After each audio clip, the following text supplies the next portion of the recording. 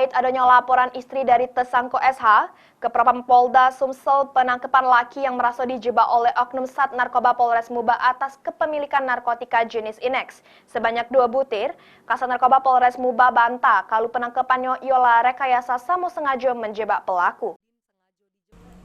Terkait adanya laporan Imelda Santi, 40 tahun, bini tersangka Sahabudin yang ngerasa lakinya sudah dijebak oleh oknum anggota Sat Narkoba Polres Muba pada 20 Maret 2023 kemarin ke Propam Polda Sumsel. Kasat Narkoba Polres Muba AKP Agung Wijaya Kusuma ngejuk keterangan kepada awak media yang nanya ke langsung perihal tersebut. Yang mana pihaknya membantah sudah menjebak tersangka tersebut dengan menyuruh wong untuk buang barang bukti Inex ke arah bawah meja yang ada di lokasi.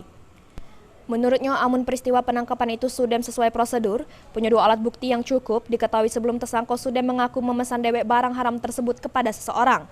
Namun karena takut pada bininya, terpaksa barang tersebut harus dienjuk dengan cara dibabit ke bawah meja atas perintah tersangka dewek. Bahkan Agung mengaku siap menghadapi laporan bini tersangka tersebut.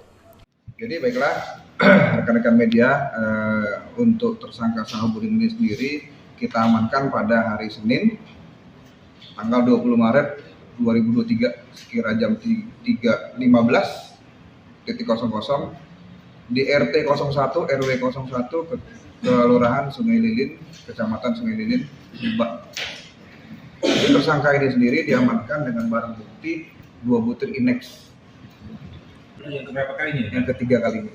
Jadi untuk kasus pres ini kita bantah atau seperti apa, Bunda? Iya, bantah ya. Jadi versi klaimnya ya. Kalau dari keterangan dari mereka menjelaskan yang dijebak, ya kalau kita berdasarkan dua alat bukti, memang yang pertama memang kita menangkap dia dengan barang bukti itu, dihadiri juga dengan ada masyarakat ya? Ada kita juga dari saksi luar, berapa orang? Ada, pokoknya ada saksi luarnya, ada 2 orang. Saya ada 2 orang saksi luar yang menangkap, dan memang anggota kita melakukan penangkapan itu.